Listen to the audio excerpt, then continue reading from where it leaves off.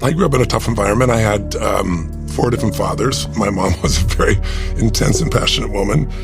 We never had any money. We were very, very poor. My mom was probably the most important influence in my life by far. Very loving woman, but a very stressed woman. And under that stress, she drank alcohol and took prescription drugs. And when she did that, she became very violent. So I took the brunt of that and then figured out how to manage her emotions, basically. That's where all my beginning training really happened. And yet at the same time, she was loving and she pushed me, she believed in me, she wanted me to be something. So she influenced my life in so many beautiful ways. And then probably what changed my life the most, though, is my fourth father especially made it clear no one gives a damn about anybody else. We lived in what I thought was an upper class community or city, but we were on the other side of the tracks. It was lower middle class, and we were, literally right by the railroad tracks, where the worst of the worst lived, so to speak. And so we're kind of looked down on. And so it really looked like nobody cares.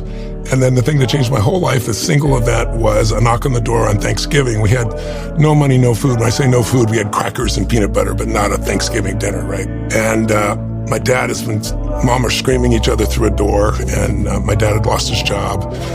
You get the knock on the door, and I go open the door, and there's this tall guy standing there with 2 bags of groceries, one in each hand, and at his feet, he had an uncooked frozen turkey in a pan, And he said, "Is your father here?" And I was like, "Just one moment," And I was like, it was Christmas morning, and so I go to my dad, and I go, "Hey, Dad, there's someone at the door for you." And he goes, "Who is it?" And I said, "I don't know, it's for you." He goes, "Well, you answer." I said, "I already did, it's for you."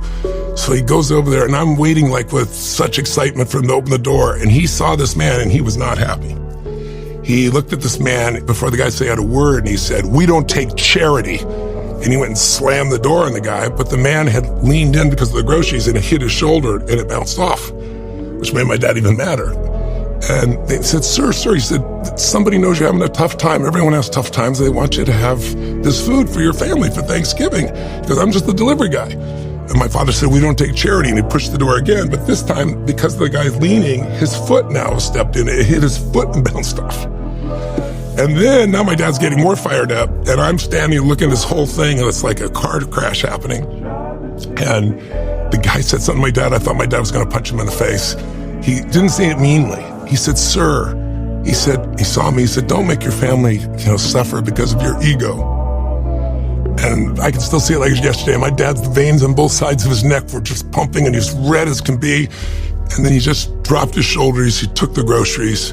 He slammed it on the table, and he slammed the door, and he never even said thank you.